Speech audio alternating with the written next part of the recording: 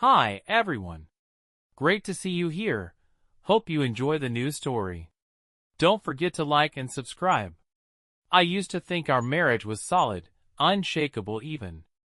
Emily and I had built a life that, on the surface, looked perfect. We lived in a cozy apartment with a view of the city skyline. We had our routines, our inside jokes, and the kind of partnership I thought would carry us through anything. I thought I knew her. I thought I understood what she wanted, needed, and dreamed of. But lately, something felt off. Emily had always been ambitious. Her work as a journalist made her vibrant, always full of energy, chasing the next big story. She'd come home flushed from the rush of deadlines and the thrill of uncovering some hidden truth. I loved that about her, the passion, the fire. But in the last few months, that fire didn't seem to burn for me. It started small, like these things always do. She'd stay late at work, later than usual. Her laughter felt hollow when we talked about our days. She was distracted, often scrolling through her phone with a slight frown, as if the real world wasn't interesting enough anymore. I chalked it up to stress. Her job wasn't easy, and she'd been assigned to cover some high-profile corporate events recently. "Ryan, do you ever feel like there's something more out there?" she asked me one night, completely out of the blue. We were sitting on the couch, her head resting lightly on my shoulder. "More?" I repeated, caught off guard. "Like what?" She sat up, pulling her knees to her chest. "I don't know. Sometimes I feel like I'm just going through the motions. Like there's this big, exciting world out there, and I'm just stuck in the middle of the same routine every day." I wasn't sure how to respond. Emily's restlessness wasn't new. She'd always had a hunger for adventure. It was one of the things that drew me to her in the first place. But now, sitting there with her looking so distant, I felt a pang of fear. Was I part of that routine she felt stuck in? "You're not stuck," I said carefully. "You've got your career, your stories, me." I smiled, trying to lighten the mood. "What more could you want?" She smiled back, but it didn't reach her eyes. "Yeah, you're right," she said softly, leaning in to kiss my cheek. But the weight of her words hung in the air between us long after she went to bed. A few weeks later, she got a big assignment covering the launch of some major tech startup. She came home that night more alive than I'd seen her in months, her eyes sparkling as she told me about the event. "And then Ethan Reynolds walked in," she said, practically bouncing on the balls of her feet. "He's the CEO, but he's nothing like those boring suits you usually see at these things. He's different." "Oh, yeah?" I asked, pouring us both glasses of wine. "What's so special about him?" She hesitated for a moment, as if searching for the right words. "He's dynamic. He's got this energy about him, like he can walk into a room and own it without even trying. It's no wonder his company is making waves." I handed her the glass and forced a smile. "Sounds like you were impressed." "It's not just me," she said quickly. "Everyone was. He's one of those people who just, inspires you." I nodded, but a quiet unease settled in my chest. I told myself it was nothing, just admiration for someone successful. But the way she spoke about him lingered in the back of my mind. As the weeks went by, Emily's energy only grew. She was staying later at work more often, claiming she had follow-ups to do for the Reynolds piece. She'd come home buzzing with excitement, but it wasn't the kind she shared with me. She seemed far away, like her mind was in another place even when she was sitting right beside me.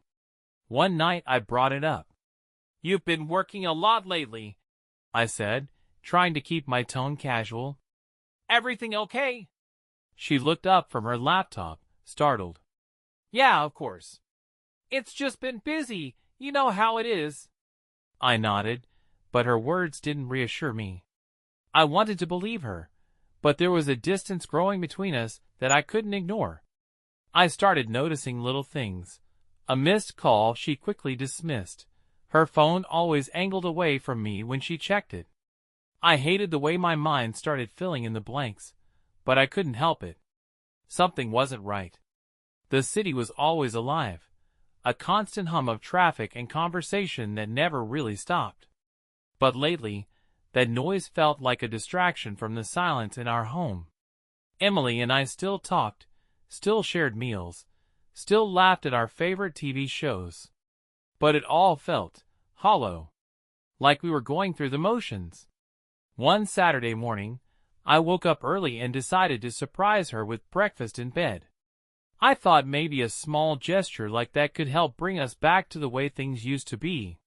But when I walked into the kitchen, I found her phone buzzing on the counter.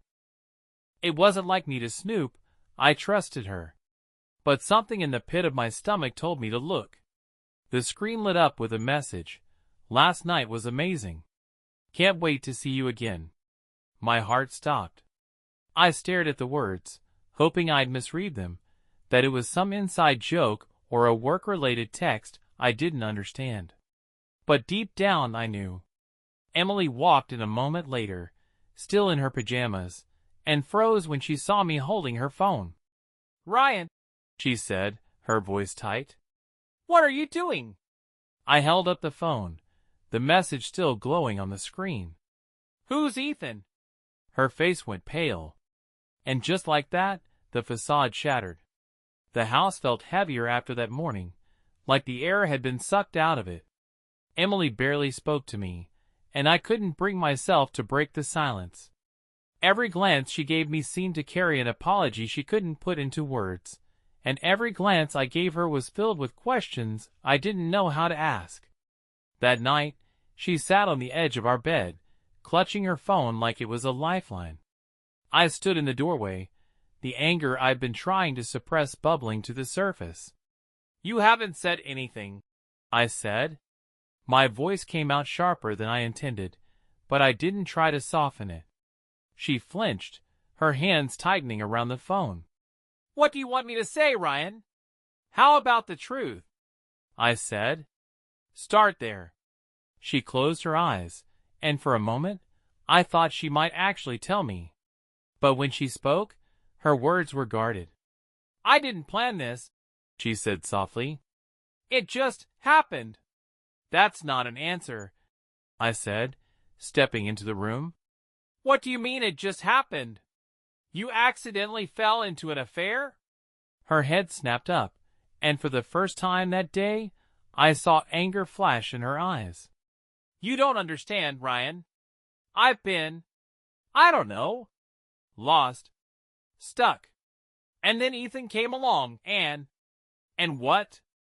I interrupted. "He made you feel better about yourself? Made you feel alive? Do you even hear how ridiculous that sounds?" She stood, her voice rising to match mine. "I don't expect you to understand. You've been happy to stay in the same routine for years, but I can't do it anymore. I needed something. Something? Or someone." Her face crumbled, and the fight drained out of her. "I told him it's over," she said, her voice breaking. "I told him I couldn't do this anymore. I swear, Ryan, it's done." I wanted to believe her. God, I wanted to believe her. But trust isn't something you can rebuild with words alone, and her words felt like bricks made of sand. In the days that followed, Emily tried to patch things up. She came home earlier, spent more time with me, even cooked dinner every night. But the effort felt forced, like she was checking off boxes on a to-do list. I could see the guilt weighing on her, but it didn't make me feel better.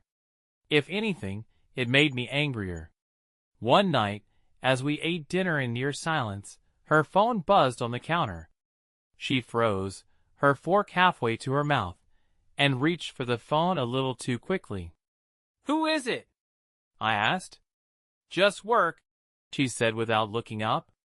I stared at her, my appetite disappearing. "Right. Work." She didn't respond, just kept her eyes glued to the screen.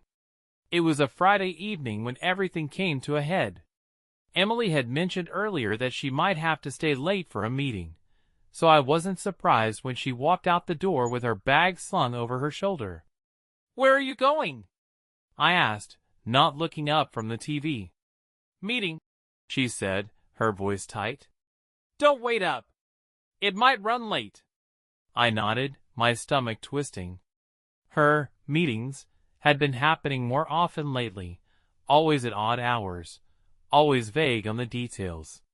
When she came home hours later, she smelled faintly of perfume, one that wasn't hers. "How was the meeting?" I asked as she walked past me into the kitchen. "Fine," she said, not meeting my eyes. I followed her, watching as she busied herself with pouring a glass of water. "Who was it with?" "A source," she said quickly. Too quickly. Her hand trembled slightly as she set the glass down, and I knew I couldn't keep playing along. "Was it Ethan?" She froze, her back to me. The silence was deafening. "Emily," I said, my voice colder than I'd ever heard it. "Was it Ethan?" She turned slowly, her face pale. "Ryan, I told you it's over." "Then why does it feel like you're lying?" Her shoulders slumped, and she leaned against the counter. "I don't know how to fix this," she whispered. "I don't know how to make you believe me."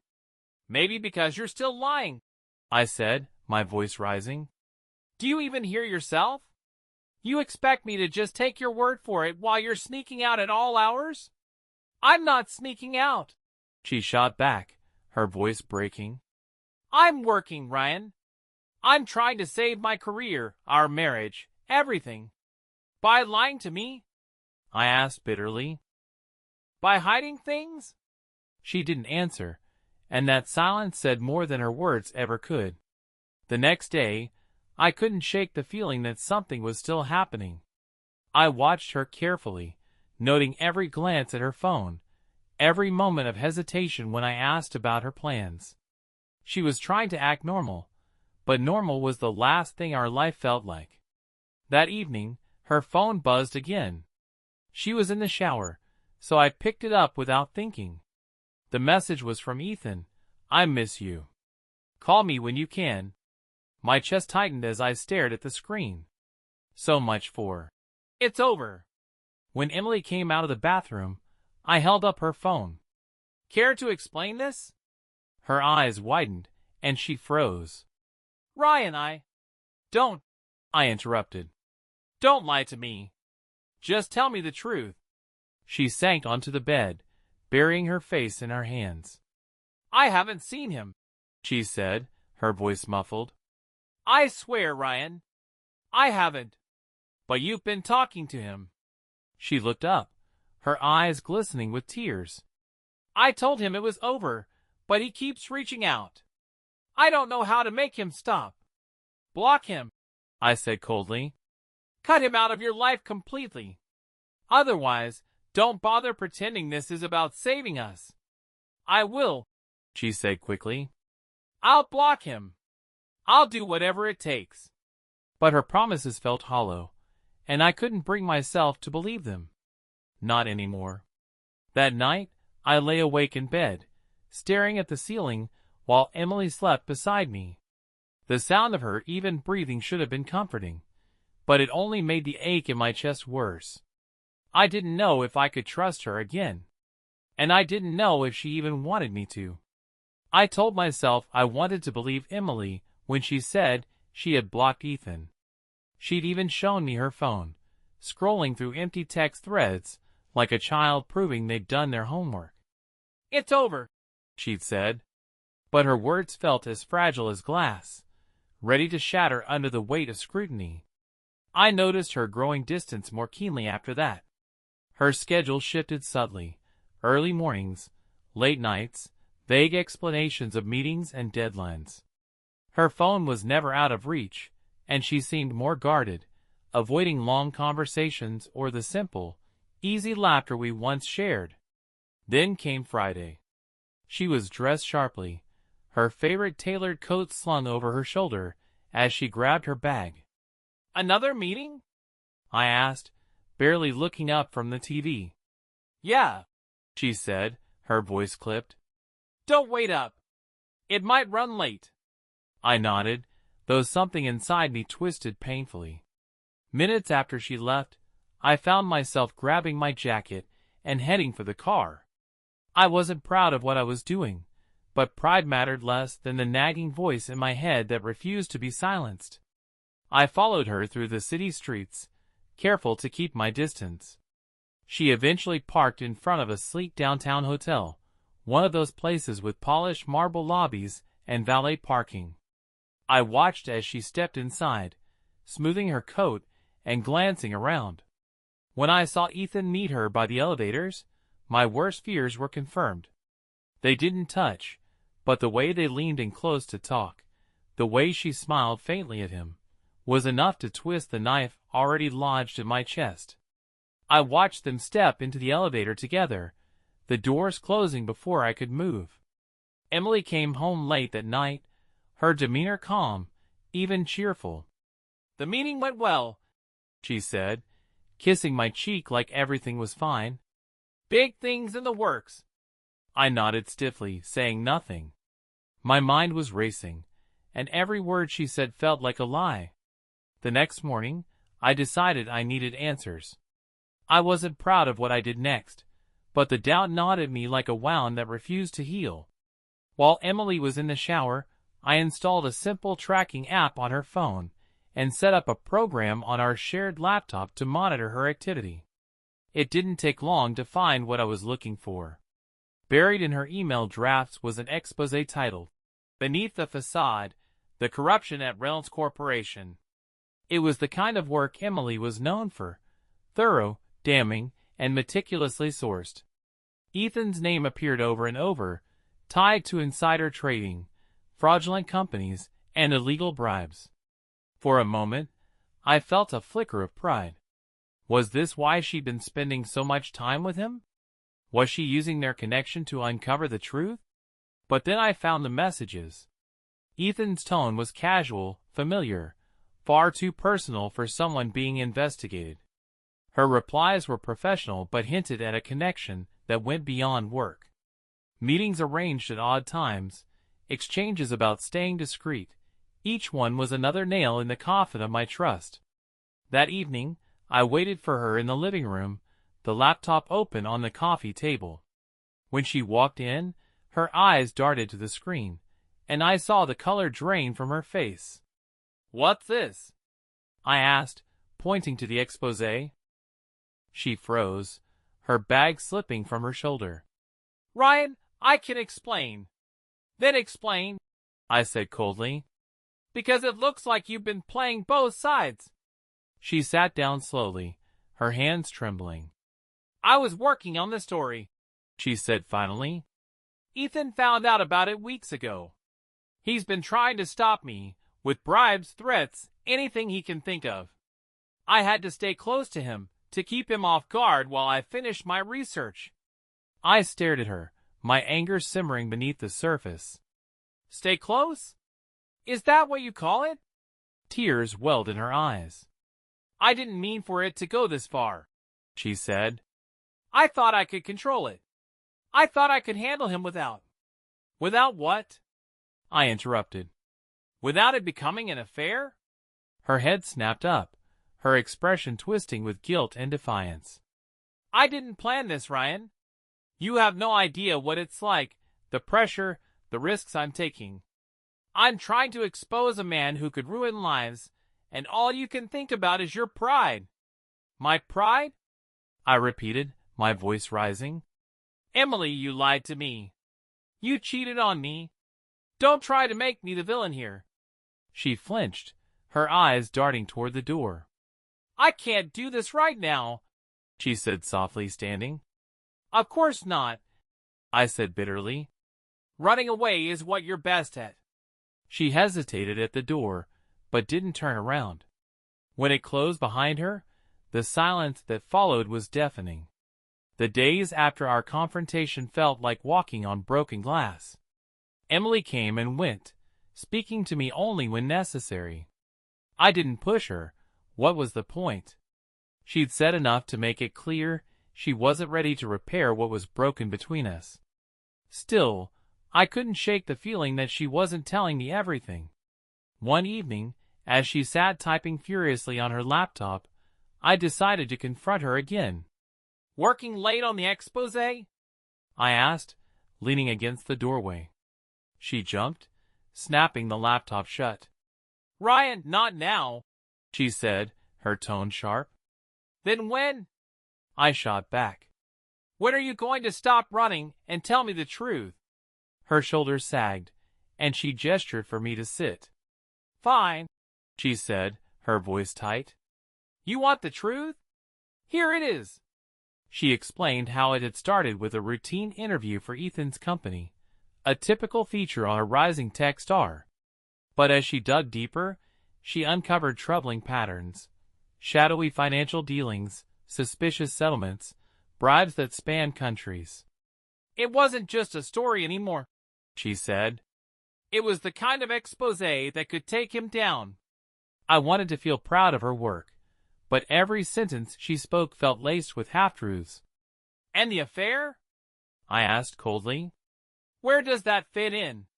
Her face crumpled. "It wasn't supposed to happen," she whispered.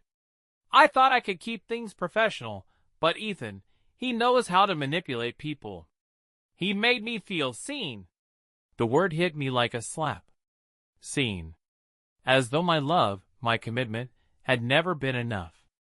I spent the night replaying her confession, trying to untangle the truth from the lies. Was she just a victim of Ethan's charm, or had she willingly walked into his trap? And where did that leave us? The next day, while she was out, I combed through her laptop again. Among the drafts and notes for the expose, I found something new: emails from another journalist. The messages were brief but alarming, referencing threats Ethan had made against Emily. "Be careful," one read. "Reynolds doesn't play fair." My stomach churned. This wasn't just about our marriage anymore. It was about her safety. When she came home that night, I confronted her again, holding the laptop up like evidence in a trial. "What are these?" I demanded. Her face went pale. "Ryan, I didn't want to worry you." "You didn't want to tell me the truth," I interrupted. "How long has this been going on?" She sat down heavily, burying her face in her hands. "He's been calling me," she admitted. "Threatening me. Saying he'll ruin my career if I publish the expose. He has connections, Ryan. He can do it." "Then we go to the police," I said firmly. She shook her head. "I can't. Not yet.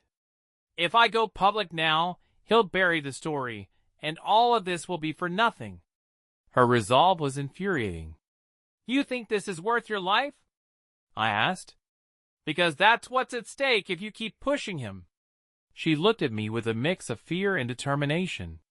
"It's not just about me, Ryan. It's about exposing the truth." From that moment on, I couldn't stand by and do nothing. While Emily buried herself in work, I started my own investigation. I scoured online forums, public records, anything I could find about Ethan Reynolds and his company. What I uncovered only deepened my dread. Ethan wasn't just corrupt, he was ruthless. Competitors who crossed him faced sudden bankruptcies or unexplainable setbacks. Whistleblowers disappeared into obscurity, their allegations erased or dismissed. If Emily was determined to bring him down, she was walking a razor's edge. But I couldn't stop her. Every attempt to talk her out of it was met with the same steely resolve. "I have to do this, Ryan," she said one night, her voice firm. "If I don't, then he wins. And I can't live with that." "You might not live at all," I muttered, but she didn't respond. As the days stretched on, I started to see changes in her. She was more careful, constantly checking her surroundings and triple-locking the doors. She stopped leaving her phone unattended, and her laptop was always within arm's reach. It was clear she was scared, but it only seemed to fuel her determination.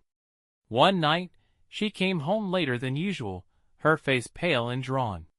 "He knows," she said quietly, dropping her bag by the door. "Knows what?" "That I'm about to publish," she said. "He called me today, said if I don't back off, I'll regret it." "And you're still going through with it?" I asked incredulously. She nodded, her jaw set. "I can't back down now." I wanted to shake her, to make her see reason. But I also couldn't deny the strength in her eyes, the fire that had drawn me to her in the first place. Despite everything, a part of me still admired her. Maybe that's what hurt the most. The tension in our home reached a breaking point. Emily was barely sleeping, jumping at every noise, her nerves frayed to the point of breaking. And I was right there with her, caught between wanting to protect her and wanting to walk away from the mess our life had become. But as much as I hated what she'd done, I couldn't stop caring about her. I couldn't stop wanting to keep her safe. Even if it meant putting my own anger and betrayal aside, I wasn't ready to let Ethan win. Not like this. I knew the confrontation was coming. It had been building for weeks, between Emily's escalating fear, Ethan's threats, and the tension in our marriage. The storm wasn't just inevitable, it was overdue. The tipping point came on a Wednesday night. Emily was pacing the living room, phone clutched in her hand, her face pale as she muttered to herself. I'd been watching her spiral for days, but this was different. She looked terrified. "What happened?" I asked, standing in the doorway. She didn't answer immediately. When she finally stopped pacing, her eyes met mine, wide and glassy. "Ethan knows I'm ready to publish," she said, her voice shaking. "He sent me an email. He says he'll ruin me, ruin us if I go through with it. And you still think you can handle this?" I asked, trying to keep the anger out of my voice. She hesitated, then nodded. "I don't have a choice." "Yes, you do," I snapped. "You can walk away. Drop the story, Emily. It's not worth your life." Her jaw tightened. "It's not just a story, Ryan. It's the truth. He's hurt people, stolen from them. If I back down, he'll keep doing it." I ran a hand through my hair, torn between admiration for her conviction and frustration at her recklessness. "Then let me help you," I said finally. "How?" she asked, her tone almost mocking. "This isn't your fight." "It is now," I said. "We're in this together, whether you like it or not." The next morning, I decided to take matters into my own hands. If Ethan was threatening Emily, I wasn't going to sit idly by. I reached out to a friend from college who worked in cybersecurity. He owed me a favor, and it didn't take long to dig up dirt on Ethan, emails, financial records, and, most importantly, evidence of other threats he'd made to journalists and competitors. That evening, Emily and I sat down at the kitchen table, her laptop open between us. "I found something," I said, scrolling through the files my friend had sent. Her eyes widened as she scanned the documents. This could be enough to take him down," she said, her voice breathless. "It's more than enough," I said. "But we need to be careful. If Ethan finds out we have this, he won't just threaten you. He'll act." For the first time, I saw fear replace her determination. "What do we do?" she asked quietly. "We hit him where it hurts," I said. "But not alone." The confrontation with Ethan happened 2 days later. Emily arranged a meeting under the guise of discussing the exposé, but this time, she wasn't going in blind. We had backup. My friend had set up a recording device, and I was waiting in the wings, ready to step in if things went south. We met at a private lounge downtown, the kind of place where people like Ethan conducted their shady deals. I sat in a booth nearby, out of sight but close enough to watch. Emily sat across from Ethan, her posture rigid, her voice calm as she laid out her terms. "I'm publishing," she said simply. "You can threaten me all you want, but the story's going live tomorrow. Ethan's smile was cold, calculated. You're making a mistake, he said, his tone smooth. You don't want to see what I'm capable of. Neither do you, I said, stepping into the light. His head snapped up, surprise flickering across his face. And who the hell are you? Someone who knows everything, I said, holding up a folder of the evidence we gathered. You're done, Ethan. If you so much as look at Emily again, I'll make sure every last one of your skeletons comes tumbling out of the closet. His confidence faltered, but only for a moment. You think you're scaring me? He sneered. I've dealt with worse than you. Maybe, I said, but I doubt you've dealt with the SEC and a team of investigative reporters waiting for my call. The mention of the SEC made his jaw tighten. He stared at me for a long moment, then turned back to Emily. You're going to regret this, he said, his voice low and venomous. Get out, I said firmly, stepping closer, and stay out of our lives. Ethan hesitated, then stood, his movements slow and deliberate. He looked at Emily one last time, his gaze filled with malice, before walking away. When he was gone, Emily let out a shaky breath, her composure crumbling. I reached for her hand, squeezing it gently. It's over, I said. She nodded, but her eyes were filled with tears. I'm sorry, Ryan, she whispered. For everything. I didn't respond right away. Instead, I focused on the relief of knowing we'd made it through the storm, together. But even as we left the lounge, I couldn't shake the lingering question, was this the end of Ethan's threats? Or just the beginning? Ethan was gone, but his shadow lingered over everything. Emily was quiet on the drive home, her hands folded tightly in her lap. I could feel the tension radiating from her, a cocktail of relief, fear, and something heavier, guilt, maybe. I wanted to believe it was over. I wanted to tell myself that Ethan's departure marked the end of this nightmare. But trust wasn't something that could be switched back on, and the weight of what we'd been through, what she'd done, was still there, pressing down on us both. The next morning, Emily published the exposé. It was everything she'd said it would be, thorough, damning, and unflinching. By noon, the story had gone viral, sparking a wave of public outrage. Ethan's name was splashed across every major news outlet, his company's stock plummeting as investors scrambled to distance themselves. Emily spent the day holed up in her office, fielding calls from editors and reporters. I could hear the strain in her voice every time she answered the phone, the tension building with each passing hour. That night, she came into the living room where I was sitting, a glass of whiskey untouched in my hand. It's done, she said, her voice flat. I nodded, not looking at her. You did what you set out to do. But it doesn't feel like a win, she admitted, sitting across from me. Not after everything. I wanted to comfort her, to tell her she'd done the right thing. But the words felt hollow. She'd exposed the truth about Ethan, yes, but at what cost? The fallout was swift and brutal. Ethan's lawyers released a statement denying the allegations, calling the exposé sensationalized fiction. But as more sources came forward to corroborate Emily's findings, his credibility crumbled. Within a week, federal investigations were underway, and his company issued a statement announcing his resignation. Meanwhile, the tension between Emily and me remained unresolved. She tried, in her way, to bridge the gap, making dinner, asking about my day, lingering in the living room after the girls had gone to bed. But every time she reached out, I felt myself pulling away.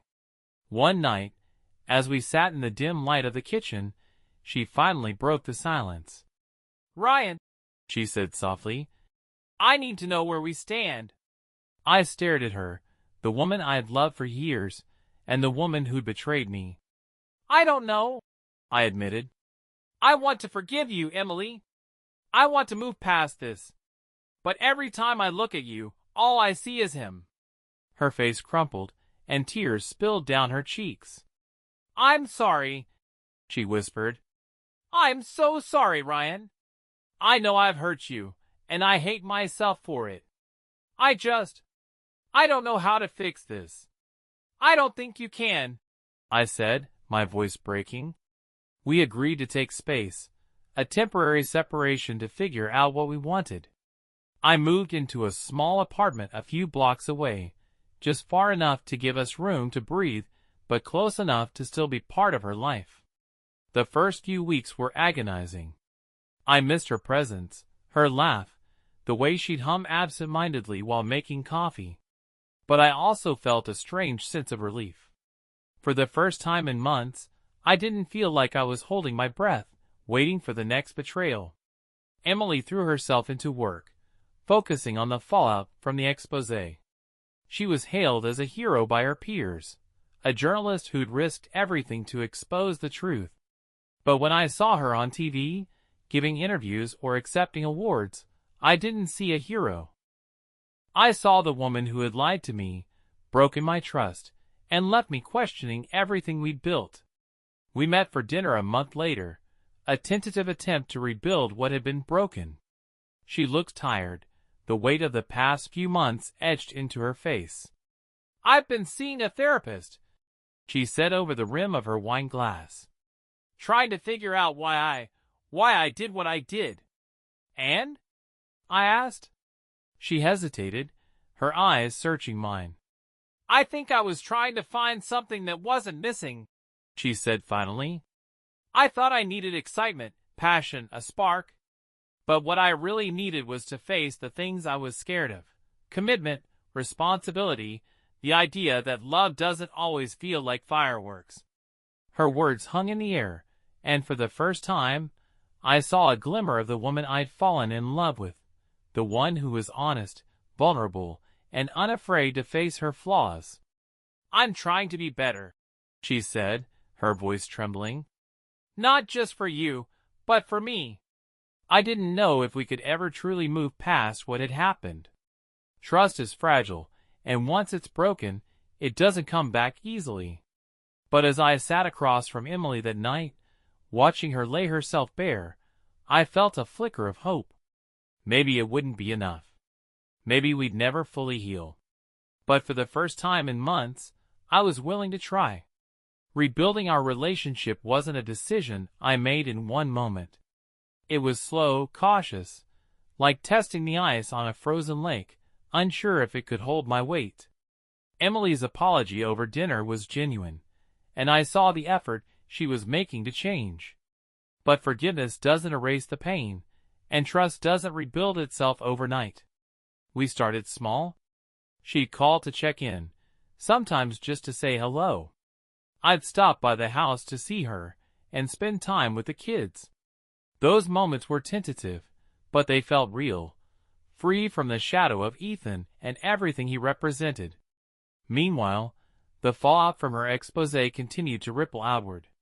Ethan was indicted on charges of fraud and bribery, his empire collapsing in the wake of the investigation.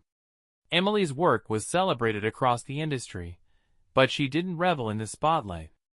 "It doesn't feel like a victory," she told me one night when we met for coffee. "Not after everything it cost." It had cost her a lot. Her professional reputation was stronger than ever, but the cracks in her personal life were glaring. She admitted to me during one of our talks that she hadn't just been running from our marriage, she'd been running from herself. "I didn't know how to handle feeling ordinary," she confessed.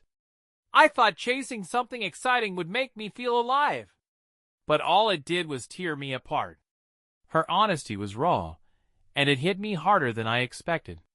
It didn't excuse what she'd done, but it gave me a glimpse into the person she was trying to become. Someone who was willing to confront her flaws instead of running from them. Over time, I found myself letting go of some of the anger I'd held onto so tightly. It wasn't a dramatic moment or a single conversation. It was gradual, like a wound healing in small, invisible increments. Emily was making an effort, and for the first time, I felt like I could meet her halfway. We started therapy together, which was both cathartic and painful. Sitting across from a counselor, talking about the affair, the lies, and the years of unresolved tension wasn't easy. But it forced us to confront things we avoided for too long. Emily admitted she'd taken my stability for granted, assuming it meant I didn't need anything more. I admitted that I'd grown complacent, content to let our marriage drift instead of actively nurturing it. "Do you still love me?" she asked one session, her voice barely above a whisper. I thought about it for a long moment before answering. "Yes," I said. "But it's not the same love it used to be. It's not simple anymore." She nodded, tears glistening in her eyes. "I don't deserve simple," she said. "But I want to earn whatever love you can give." A turning point came when she handed me her phone one evening without being asked. "I deleted every number, every email, every trace of him," she said. "And I've been journaling. About us. About everything I want to fix." It was such a small gesture, but it meant the world. For the first time, I felt like she wasn't just trying to make amends. She was trying to rebuild herself. Months passed, and the distance between us began to shrink. We went on dates, talked late into the night, and rediscovered things we'd forgotten about each other. It wasn't perfect. There were still moments of tension, still days when the past felt like an insurmountable weight. But there was also laughter, shared memories, and a sense of hope I hadn't felt in a long time. One evening, as we walked through the park near our old apartment, Emily reached for my hand. "Do you think we'll ever get back to where we were?" she asked. I looked at her, the woman who had hurt me more than anyone ever had, and the woman who had worked tirelessly to earn my forgiveness. "No," I said honestly. "But maybe that's okay. Maybe we're building something better." Her grip on my hand tightened, and she smiled, a soft, tentative smile that felt like the first step towards something new. Looking back, I'm not sure what saved us. Was it her willingness to change, or my ability to let go of the pain? Was it love, sheer determination, or some combination of the two? All I know is that we made it through, scarred but stronger. There are still days when I think about Ethan, about the lies, about the man I had to become to protect what mattered most.